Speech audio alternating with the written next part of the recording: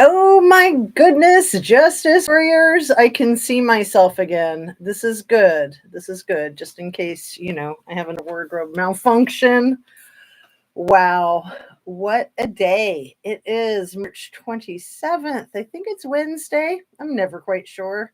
It's almost 2:30 in the afternoon. So, how are you guys doing today? I want to know, and I'm praying that our friend Mark is all right. I haven't seen him in a couple of days.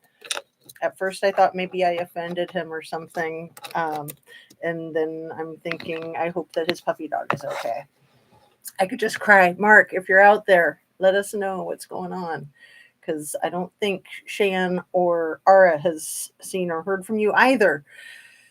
And maybe you're just busy. Maybe you got a job and you're just sick of this whole YouTube thing. But I would think that maybe something happened to Ripley. I sure hope not. I had a little scare with one of my dogs over the weekend. So if that's what's going on, my heart breaks for you, Mr. Mark. So if anyone's here, please say hello and then I'll know you're here. I'm really glad that I can see the screen today because that was nerve wracking, especially after the belly button incident. It actually wasn't the belly button, it was just you know, a part of the belly, and it was that shape like a triangle, like that.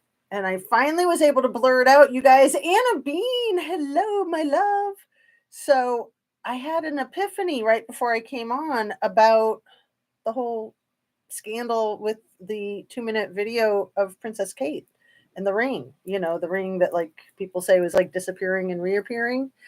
I was gone to Arizona for a week. I read that as I was gone to AZ for a week, like Justice A to Z. That's cute. Welcome back. I bet it was hot there, huh? So there's been so much going on, Anna. I would imagine that you were paying attention to a lot of the craziness in the news. Um, it's just completely off the chart like I've never seen it. I don't even know where to begin. I mean, I sort of just started picking up with the whole Kate Middleton medical announcement video, if that's what it is. I still don't think it is. I still think that it's fishy, very very fishy, for a lot of reasons. But the main one is just because why would you do a video like that? If you're sick, you're sick. Don't be making videos for stupid public. Like, public doesn't deserve it. If you have a life threatening illness, just take care of yourself. Who cares what people are saying? But then, the whole thing with that ring, and I told you, I paid close attention to the ring on her finger. It's like Princess Diana's ring that she gave to Harry, that Harry gave to William so that William could give it to Kate. And it is said that it's like disappearing and reappearing on that video. I the video that I watched doesn't have it disappearing and reappearing. It has her ring go behind her knee at some points in time, and it has her hand turn upside down at some points in time. And it looks like it's disappearing, but if you look really closely, it's still there. But now I'm wondering, after my little mishap with my live with the little part of my tum tum showing, and I think I finally got it fixed, but in the meantime, there were so many challenges with the editing, and I would put the video out there thinking it was edited well, and then it wasn't. So then I would delete the edits and just leave it as is. Anyway, I have wondered if there's a bunch of different versions of that 2 minute. I'm talking to you from my garden. No, really, I am talking to you from my garden in the same outfit I wore when I was talking to you from my garden 8 years ago. Okay, got it. Anyway, editing's a booger and a half. So it's the same for us common people as it would be for the staff of the Royals. So I just don't know. I think it's just a whole lot of uh, mind effing and gaslighting, and I don't trust any of it. So very nice weather. No, I didn't pay attention to any news. Oh, Anna, have you heard about P. Diddy? Believe it or not, the P. Diddy thing may tie right in with the Royals. So we let me just say this. Everything I say is simply my opinion for the sake of conversation, hoping to have an intelligent conversation that makes sense and to learn something. And hopefully, we can learn together. We can become more aware of what's going on in the world around us and the propaganda and deciphering what's true from what's not true. Trust your gut is all I have to say about that. And every single video that I've made to date has been made for YouTube. It's an entertainment platform. We're here. Please. Where's the thumb? Thumb, where are you? Where'd you go? Please hit that like button, but not too hard because you don't want to break it. And make sure you're still subscribed because YouTube is bound and determined to delete your subscribers, believe it or not. And make sure you share the video and make sure you turn on your notification bell to ring. By sharing the video, you really help counteract the shadow banning, because I know for a fact that there are Squirrel Squad channels that I love, that I'm a subscriber to, that I will notice that I have somehow mysteriously gotten unsubscribed to. So then I resubscribe. So that's how they do it, to make you think that people are unsubscribing, to make you think that people don't like what you're talking about, to make you go in a different direction. And I'm not concerned with being popular. I'm not concerned with making money. I'm concerned with speaking the truth. That's what this platform is to me, in my opinion. And I am going to speak my own truth, and I'm really happy to have an audience that's receptive to that, because it does help to have the support. However, it's not necessary. If people don't like what I'm saying, they can simply switch to another of the 8 million channels, 80 million channels, 80 billion channels that there are to choose from. So when people are watching your channel and then trashing you, it's probably because they're a troll, because who has time for that? Just, roll and scroll. And I'm not trying to silence any haters. I mean, we're all going to have haters. That's fine. But I'm trying to get to the truth. And if you're here with me trying to get to the truth, I appreciate you very much.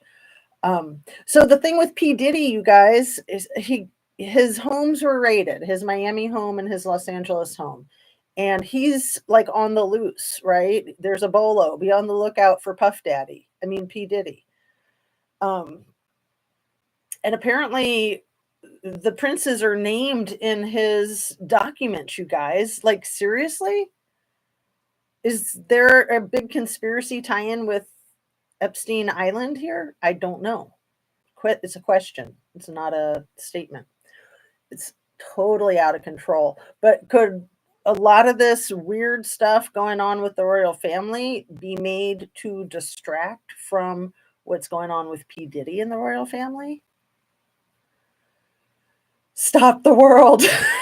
I mean, come on. It's just so out of control. I had to come on. I had to talk with you guys. I'm feeling very pressured because it's a busy day, but I am just happy to be here, and thank you guys for being here. Let me say hello to Fred and Sandra, Anna again, and yes, seen P. Diddy. Good. Remember when Puff Daddy shot a woman and J-Lo was his accomplice? And if that woman had died, him and J-Lo both would have been in jail. That was about 25 years ago. And we've all since forgotten about it, except this kind of brings it back, doesn't it? I mean, these people are crazy. Freaking Hollywood is insane. And the Royals are probably even more insane than Hollywood. I mean, they've been around a lot longer, right? Mrs. Amir, can you give us some perspective, being out of the country and all? And let's see, Rolo Moda, I get that a lot. I say bounce rock. And Rolo Moda, I kind of recognize your name. I think I've seen you before, but it's been a while and I have the attention span of a gnat, right? You guys don't mind. No, I do have a pretty good attention span, but it's a lot trying to keep up with all this. So welcome back, Rolo Moda. Nice to see you. I like the name of the handle. I love the roller skate. Sunset Salty Sage. Have you seen Gabby new body cam? 7 minutes late today. So, Mrs. Amir, I was talking about that body cam yesterday in my live for probably about the 10th time. The Melissa Hall, the National Park Ranger, the body cam that was just released to Paula Plunder, and she had just posted a video with the footage, I think a couple hours after my video. So, how freaking kismet is that? And yeah, Paula and I had communicated about it probably a year ago. And she and I were both trying to get that body cam. And I know that there's been other people that have been trying to get a hold of that body cam. She is relentless. She is so freaking committed and dedicated. And she was ready to hire an attorney. She basically gave them the notice that you have to give them, which is intent to sue. And then she got the video, which is exactly how she got that video of Nicole Kessinger being interviewed for 3 hours and 33 minutes, 3 years after they had released the audio without the video. So, yes, I watched the Paula Plunder video immediately when I saw that she had posted it. I couldn't believe it. I've actually already watched the entire thing twice. It's really good. It's really, really good. And I've got a lot to say about it. And thank you, dear Paula, for your commitment to truth and justice. It's amazing. We should all give Paula a huge shout out and a lot of accolades. She's phenomenal. Um, yes. Did I highlight that one? I don't think I did. And I put the link to it, to Paula's video, to the Plunder video. I put the link to it in my description of my live from yesterday. I'm sure I'll put it in the live, the description of this live today as well.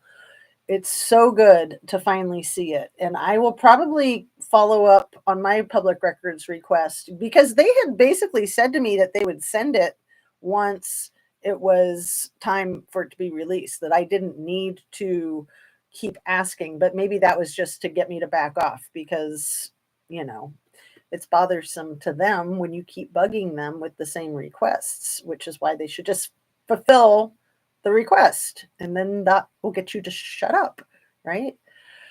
Okay, I'm all excited as you can tell. And I have a little bit of sun peeking in through the curtains, but I don't want to get up and touch it because you know how that goes. One thing after another. I'm just not going to worry about it unless I'm getting like flooded out, which it doesn't look to me like I am.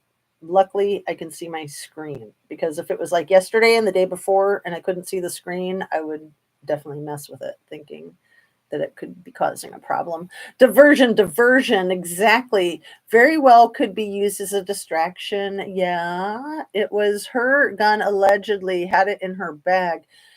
J-Lo, well, I think it was his gun hiding in her bag, if I'm remembering right. But that same weapon might still be in his possession.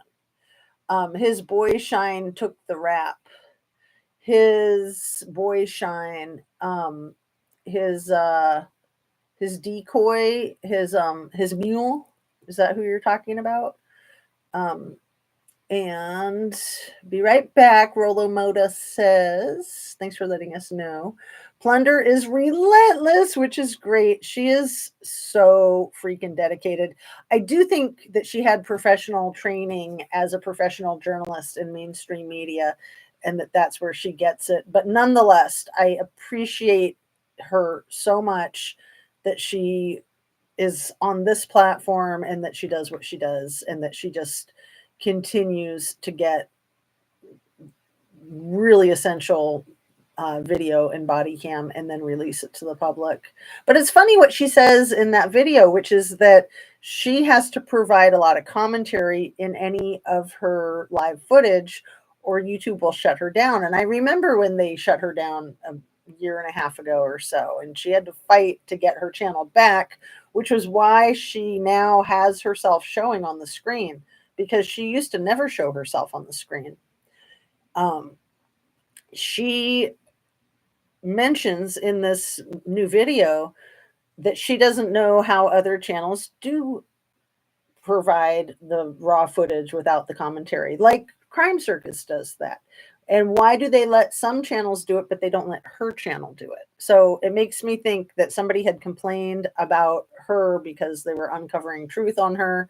So YouTube turned up the heat, put the screws to her, but they still let other people play footage like that without interjecting their opinion, without stopping the tape and making some commentary. Different rules for different folks, right? Isn't that the way it's supposed to be? Kidding, of course. So, my goodness, timing is always your best evidence. The timing. So, I say that in every case. I say that in every case. But what I want to apply it to with Gabby Petito's case, with Brian Laundrie, with this video footage from Paula Plunder. And there was a lot of information in there that was brand new to me. And I've paid such close, detailed attention to the Gabby Petito case. I did not realize that Brian Laundrie did not know how to use a computer, you guys. I knew that he didn't like computers, but I'm like that. I don't like computers, but I know how to use one mostly. But I'm in my 50s. That kid was in his 20s. And kids in their 20s grew up with computers. They know how to do things. So for him at that age to not know how to use a computer makes me wonder if he even went to school, because they use computers at school. Maybe he was homeschooled. Maybe they didn't use a computer with his education. But in the video footage, Gabby is trying to talk him up to law enforcement, even when she's complaining about him harping on her for taking 5 hours to type up 5 paragraphs when she's trying to build her website for her travel blog, which was what she was doing that day of August 12th, 2021, I think it was now. It's so hard to make sure you're getting the right year. I believe it was August 12th, 2021, when Brian and Gabby were pulled over at the Delicate Arches outside of Moab for the 911 domestic violence call that happened in front of the Moonflower Co-op. And then the cops, by the time the cops got to them, they were at the entrance of the national park. It was 4 o'clock in the afternoon. They had had no water that day. It's the desert. It's August, and it was one of the hottest summer days that day. They had no water, and Mr. Laundrie was like refusing the water offered by law enforcement because it was in that pesky plastic, and you can't have plastic molecules ruining your perfect physique. What a freaking nut. Anyway, Gabby was super thirsty and she was partaking in the water that was being offered, despite the fact that it came in plastic. And she probably got beat on for that later by Mr. Laundrie, in my opinion, because that's how abusers are. They'll look for any reason to become more abusive. It's just a rationalization. It doesn't have to make sense. But one of the things that I want to touch on that doesn't get touched on often, if ever, by other channels, my own, I think I've mentioned it a couple of times. It's the freaking Gatorade, you guys. The police offer Gabby Gatorade. They give her a bottle of Gatorade, and it's set down on the curb, in the grass, in the dirt. And in this video, I believe that Melissa or one of the law enforcement picks up the Gatorade and tries to offer it to her again. But I know that I've seen video footage of it still sitting there as the police and everybody were leaving.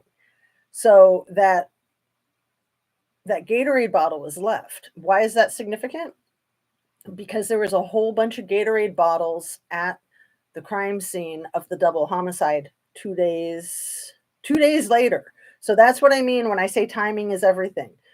Within less than 48 hours after this domestic violence call, one of the people that might have made the domestic violence call, that was their witness to their arguing that day, the employee at the Moonflower Co-op, which is Crystal Schultz. No, sorry, Kylan Schultz, the tall one with the long, dark dreadlocks.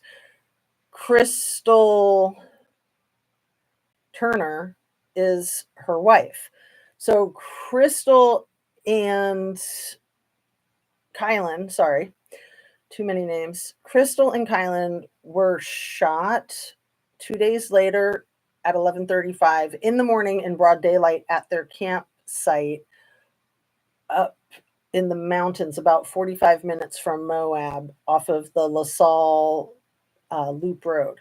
So I think that's like a 60-mile loop road that tourists and people can drive around to get an amazing view of that whole area. Never been there, would love to go, but how sad. So that's where Crystal and Kylan had their base camp set up. That's where they lived, and they were shot and killed at their campsite at 11:35 in the morning. And I'm pretty sure that that's the exact time, because there was a wedding nearby and people were videotaping the wedding, of course. So they knew, I think it was like 10 gunshots. I think each of these beautiful young women was shot 5 times, maybe 6, 5 or 6 times. Super, super heartbreaking and disgusting. And then when they were found a couple of days later, I think they were found on the 16th, there was a pyramid of Gatorade bottles, you guys, unopened Gatorade bottles. So very particular and peculiarly arranged. It may or may not have any significance, but that to me has always been one of the clues that's made me scratch my head and say, this can't be this rando dude that happened to work at McDonald's when Crystal worked there. They never worked a shift together. They say it was the Adam Pazinski guy. I know I'm not saying his last name right, but this was announced on December 29th of a year ago and 4 months. So the day before Koberger was arrested. So the 29th of December of 2022, which was like a year and 4 months after the, there was 3 homicides. Gabby was unalived outside, not in Moab, but, north of there, a few hours north in Jackson Hole, Wyoming, or outside of Jackson Hole, Wyoming, in the National Grand Tetons National Park was where they found her remains. And what are the chances that 2 days, less than 48 hours after this domestic violence call, that these 2 women, at least one of which was present that day? Kylan worked at the co-op. She had an opening shift that day. I think 6 a.m. until 2 was her shift. She was working outside selling produce. Gabby allegedly was sitting at a table outside working on her website, working on her blog for 5 hours while her boyfriend was harassing her, trying to get her to go for a hike, trying to use water as leverage to make her wrap it up and go for a hike. So it was 4 o'clock and they had no water that day, you guys, and they're in the freaking desert. So they would drive around with like a 6-gallon bottle that they would refill for free with really good crystal clear, nice, perfect drinking water at the national parks. So that was one of the reasons why they were going out there. They were going out there to hike, and they were going out there to refill the water. But we all know that they would have water at the health food store. There would be tap water, which, I'm not a fan of tap water either. They would have bottled water, which honestly, I'm not a fan of bottled water.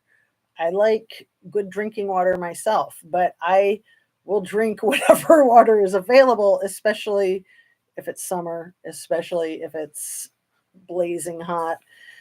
I mean, and then when you're dehydrated, it's not just the water that you need, it's the electrolytes. And you're only going to get electrolytes in something like emergency, soda pop, or like Gatorade or Powerade or something like that. So it's not just a matter of hydration. When it gets to that point, you need your electrolytes replenished too. It's very dangerous. So it was a really bad situation, and it only went from bad to worse. And I'm going to try to stay kept up with you guys here.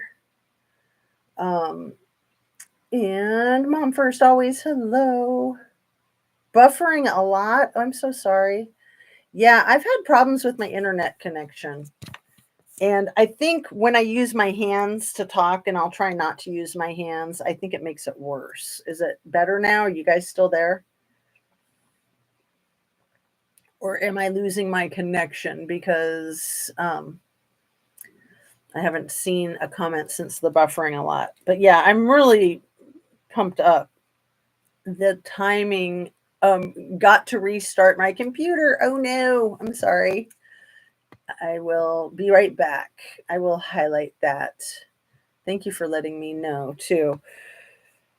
So one of the things in the video with Gabby, I'm trying not to use my hands, is that when Melissa Hall asks her about her hitting Brian, she says, yeah, she did hit him. She wasn't attempting to hurt him. She was just trying to get his attention, basically, when he was driving. So she blamed herself for him driving recklessly. She said that that was her fault.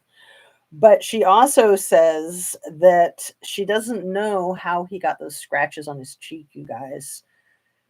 Remember, he had some pretty severe scratches, and I want to show you, but I don't want to cause more buffering by using my hands. He had some pretty severe scratches, I think, on this side of his face.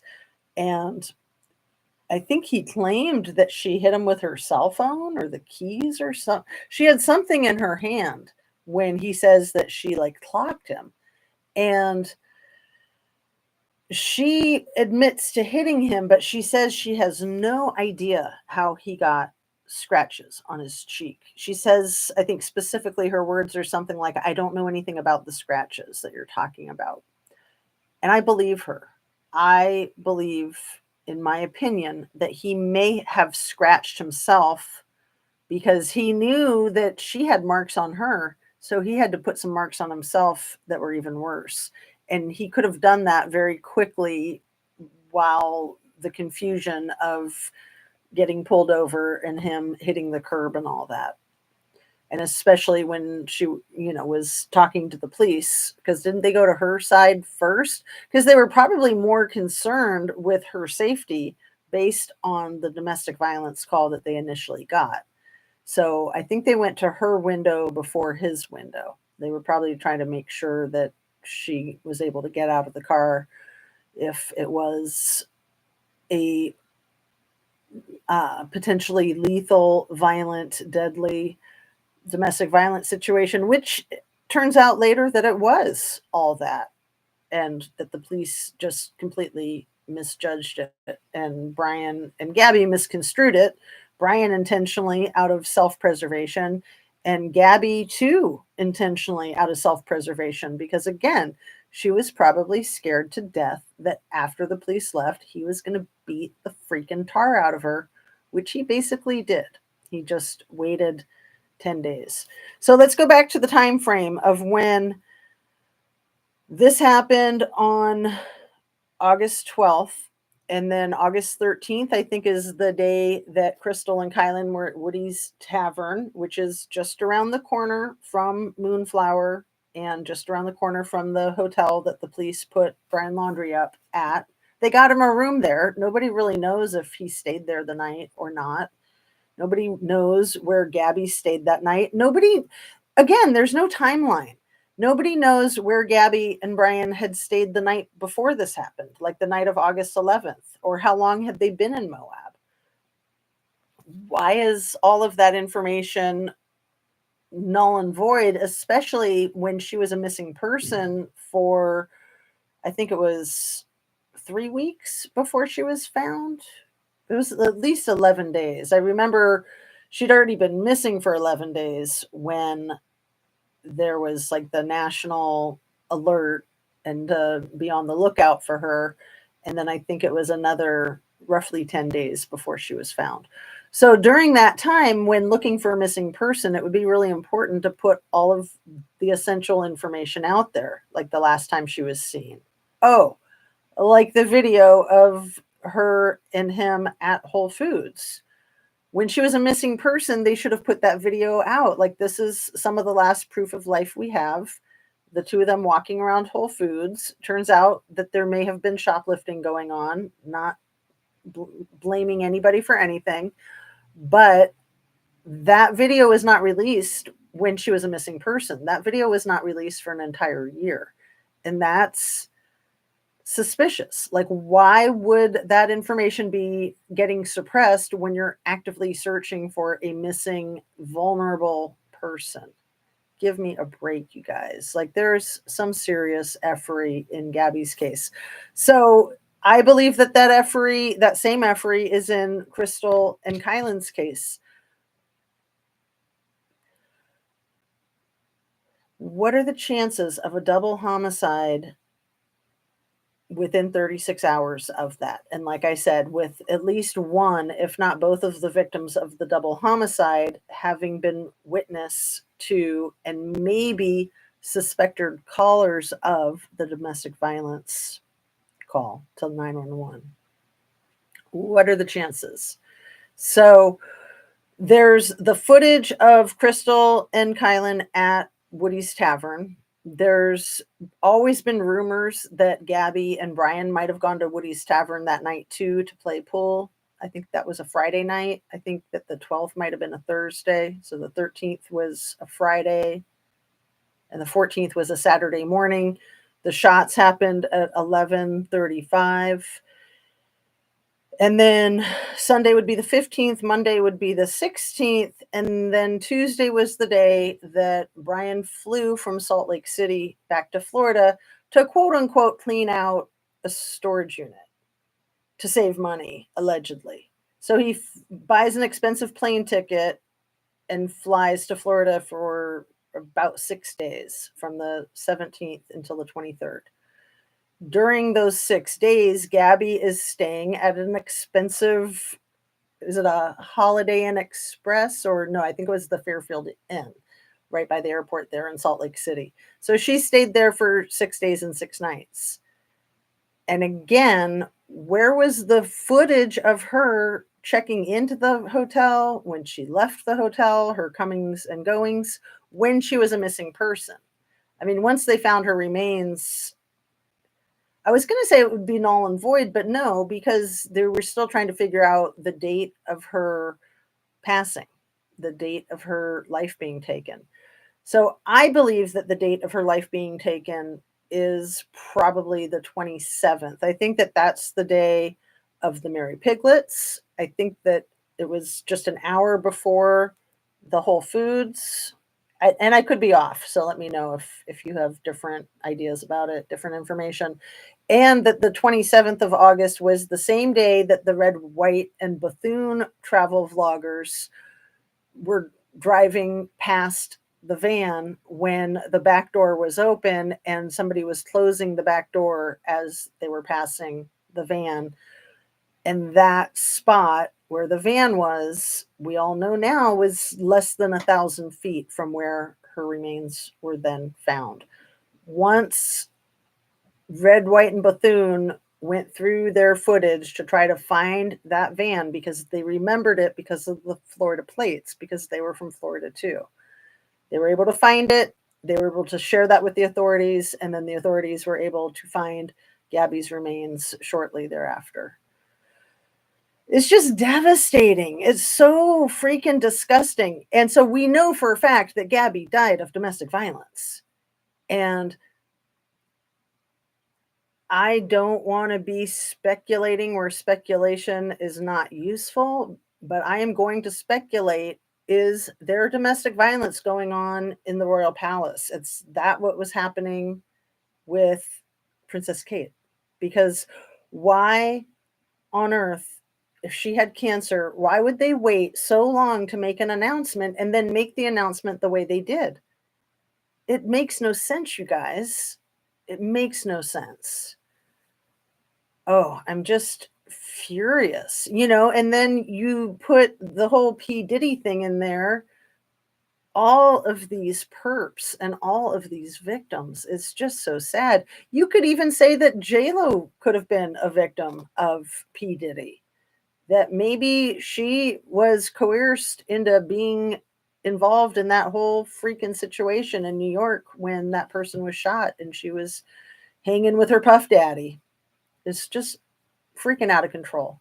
Domestic violence crosses all socioeconomic status, all cultures, all classes. It touches everyone. No one is immune from domestic violence, myself included.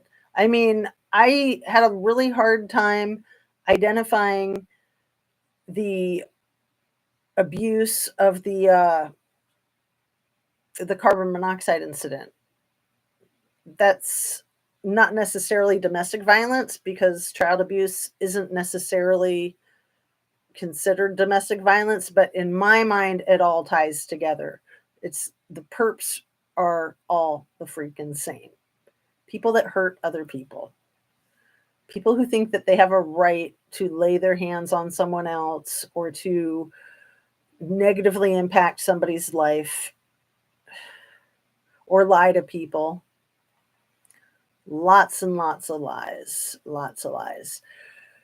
So Sandra says, switching devices to go outside to do something, listening in. Oh, good. I was afraid you were going to say switching devices because of the buffering. And I'm like, oh no, is everybody buffering? Anna Bean says he probably did. And I would imagine you're talking about Brian Laundrie and Crystal and Kylan. And Crystal and Kylan, what a beautiful couple. I mean, they had a very rough past, each of them individually.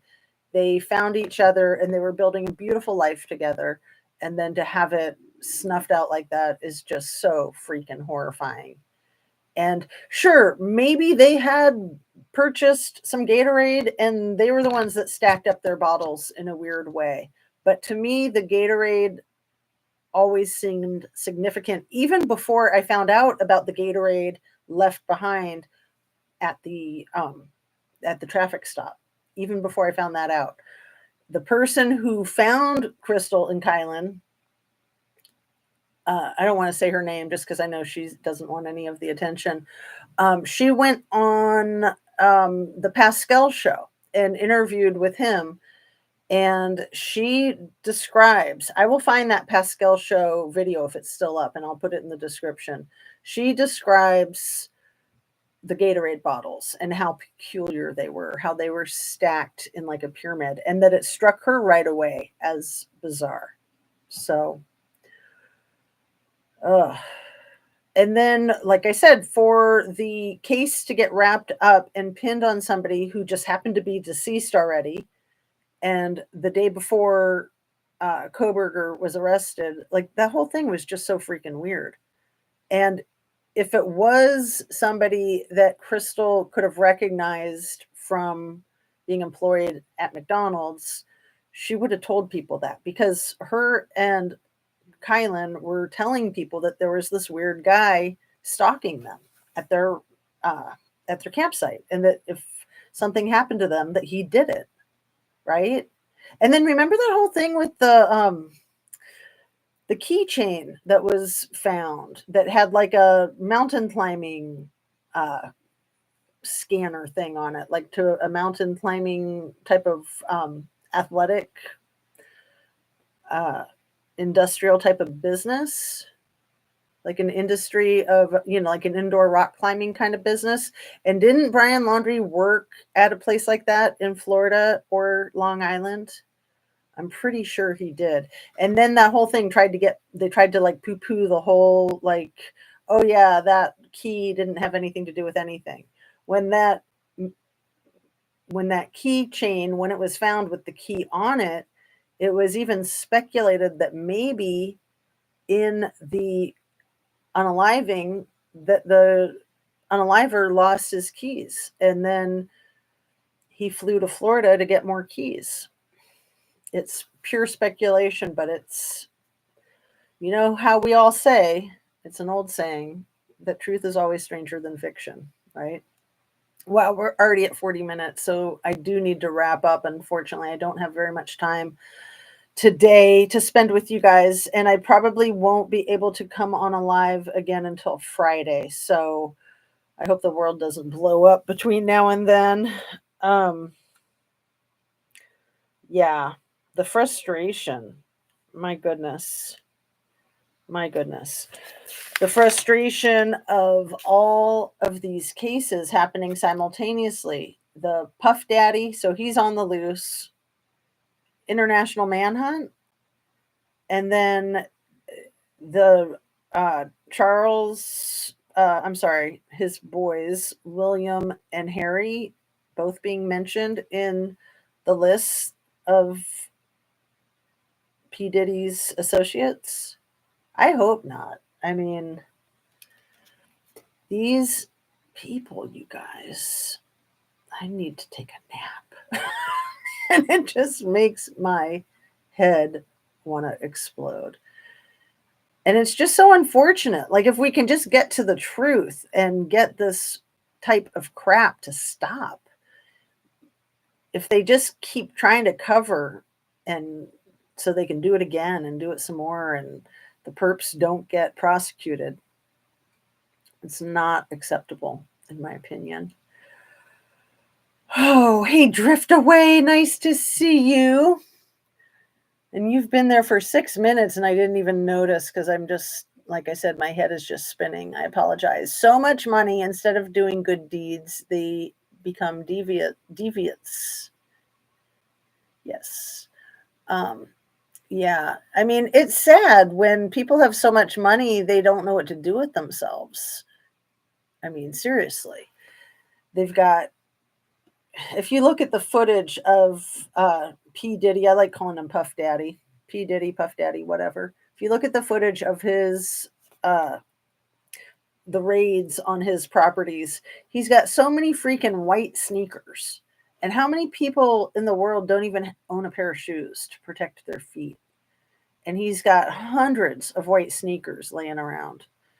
I mean, it reminds me of Kanye and his videos of himself with his hundreds and hundreds, if not thousands, of pairs of sneakers. These people, man, they're just whack beyond measure. So let's try to get into the zone. Let's try to center ourselves and focus on self-care and just really what we can do to make ourselves more resilient, and what we can do to keep the world safe for ourselves and for those around us. And I know for me, what I've been doing to try to keep myself as healthy and resilient as possible is my yoga practice. And I'm so happy to be at this point where I've worked my way up to doing yoga daily now. I'm sure I'll still skip a day here and there. I'm sure I'll still skip even 2 whole days in a row every now and again. But I've been trying really hard to work my way up to where I can do yoga every day without hurting myself, without overdoing it. And it's tricky. Sometimes, like last night, I did a yoga class and my husband went with me and one of my kids went with me. So we had half the family at the yoga class. It was beautiful. That was a first. And then my daughter and I were planning to go to yoga again this morning, but we switched that. We changed the class from, instead of going this morning, we're going tonight so that we could have more time to recover in between. So recovery is really important. And that's why I haven't quite gotten to that point until now of doing the yoga every day, because when I have tried it, it's been too much and I've had to back off. And when you're doing anything, make sure that you're paying attention to your body and responding if you have any kind of sore muscles or tension, or you can't get out of bed in the morning because you can't move, um, Epsom salt baths are good, and just taking it easy is really good. So I try to look at everything as like the silver lining. So even the hurting my toe so badly that I almost broke it 3 months ago, almost 3 months ago, I look at that as a blessing too, because that has caused me to have to take extra special care of my toe and of myself, and keeping my feet up and making sure it's really clean with all the Epsom salt baths. I told you guys I was doing Epsom salt baths every single day for 2 months. So that was good, not just for my toe, but for everything. And also with my little essential oil home remedy of the bergamot oil, geranium, and eucalyptus. So I am going to have to wrap. And hello, Michael McAllister. Thank you so much for coming in. Is a really stressed live. I apologize. I had to get it going and get it rolling, and I like to try to get myself to a relaxed place before I start recording, so that I'm not feeling so much pressure, because I don't want anyone that's watching my video to feel that pressure. It's contagious, like I try to make my videos relaxing and comforting. And so I make a sincere effort to do that. Today was just different because there was so much going on and I was running out of time, and you know, every day is different. So thanks for being here, you guys. Sending you all love and light. You are so appreciated, and I hope that you guys are having a really good day and that you're taking really good care of yourself, getting the nutrients and the hydration that you need, getting the intellectual stimulation and emotional support that you need, and just the kindness of those around you, and especially kindness from yourself. We all need to be easy on ourselves, right? I'm really sorry that you were feeling down, and please stay positive and stay high on life. Amen. Yeah, I'm not feeling down. I'm just feeling like there's a lot of screwiness with all the stuff with Princess Kate, and all of the stuff with Puff Daddy, P. Diddy, and all of the stuff with Gabby Petito and Crystal Kylan and uh, Crystal Turner and Kylan Schulte. Sorry, I mashed up their names. KyCry, that's what their friends would call them, I think, as a couple. KyCry, Kylan Schulte and Crystal Turner. A beautiful young couple. They'd just gotten married in April, 4 months before they were gunned down at their campsite. And their little bunny rabbit was survived it. I don't know if Kylan's father probably has the bunny. But Kylan's brother had been unalived a few years prior to that, and he was only 15 when that happened. And I think that Crystal had a couple of children that she didn't have custody of. So there was a lot there, and I don't want to air out their dirty laundry, because that's not why I'm here. I'm here to try to get to the truth of what really happened to them. Like, if they were victims of Brian Laundrie's too, then that would make that what was already a completely screwy domestic violence / traffic stop, that would make that whole thing so much more blunderous, when really it couldn't be more blunderous. I think that one of the police, like the lead cop, Pratt, who had been the chief of the police department in Salida, Utah, and had domestic violence allegations against him from an ex-girlfriend that said that he threatened her life. So he was the lead on that call, you guys. Officer Pratt, who had stepped down from being the police chief of Salida, Utah, a few years prior to the Gabby Petito incident. I think it was him that said, for all we know, she could be deceased in a couple of weeks if we don't make the right decision here. Yeah, I'm pretty sure. Like, I could be a little off in my quote, who said it and how it was said exactly, but somebody said something like that in the body cam footage when they were inside the car, inside the cop car, looking up the law. Pratt was trying to mentor the new guy on how to understand the law, how to interpret the law, and how to apply the law, which, you know, you should already know how to do that when you get out of the police academy. Like, that's what you learn in the police academy, because you need to make these life and death decisions in a split second, in the blink of an eye. These people failed miserably, and then they all got promoted. Seriously. So if the Moab PD and the other officers that were out there failed Gabby, and also her perp was the same perp for Kylan and Crystal, that's 1,000 times worse. I mean, when really it can't get any worse already. So that's been my suspicion, and I'm just even more suspicious of that now, having that video footage that Paula Plunder got and posted yesterday, and seeing the freaking Gatorade bottle again. It brought it all back for me. So maybe that's why I'm just a little bent like a wet cigarette, to quote one of my favorite bands, Beck, right? I got bent like a wet cigarette. They're coming after me with a butterfly net. All right, you guys, have a wonderful day. Love and light to you all. Promotion for Their Honor and Silence, Drift Away. Yeah. Yep. All right. So let's all pray for Mark Molina. I have a feeling that something might be happening with his dog, Ripley. I hope not, but I don't know why we haven't seen him in a couple of days. And I know that the dog's health has been up and down, and I just hope that everything's okay with Mark. Please, Mark, let us know. Send me an email or something. I hope you're all right, dude. Love to all of you. Have a fabulous day, and thanks again.